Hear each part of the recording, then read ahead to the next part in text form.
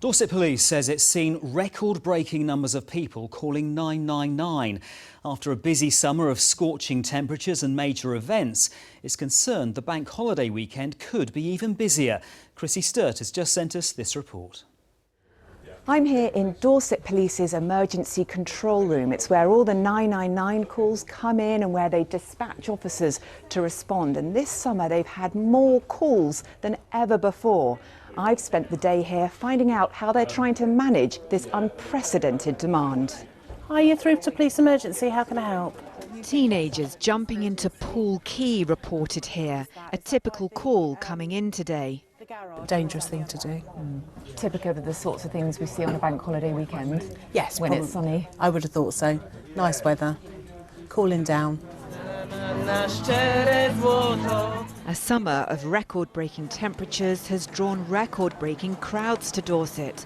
But what this also means is high tourist demand for police help and a whole range of incidents that's putting Dorset Police under intense pressure. Now it's an ongoing neighbour dispute. Already today it's not especially hot, but you've already had somebody who passed out on the beach. Yeah, we're already supporting our colleagues in the Coast Guard and ambulance service with a collapse on the beach. We have an unexploded bomb on a beach that's following the fire at Studland just recently. And we've already had quite a difficult road traffic collision. And in your experience, this has been an unprecedented summer, I'm guessing. It has. We normally get peaks, but this has been prolonged across a long period of 3 or 4 months now of high demand.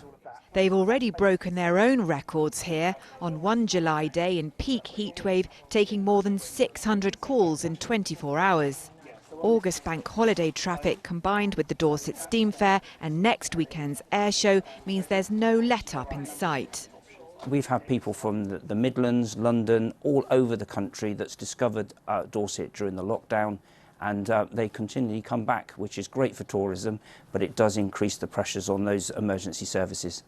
Joining me now is Superintendent Pete Browning. Pete, what best explains why there's this increase in demand?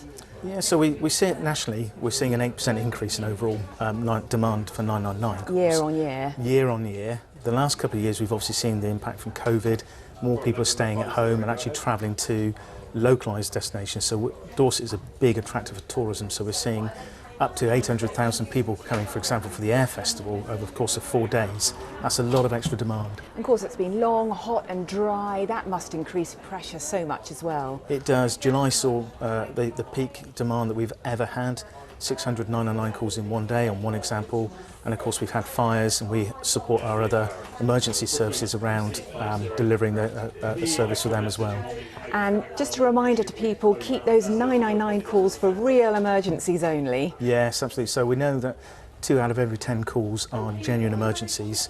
We say to people, if you have somebody who is at risk of significant harm or a crime occurring in front of you, then please dial 999. Our incredible staff that you've seen today are there to help you and get the right resource to you.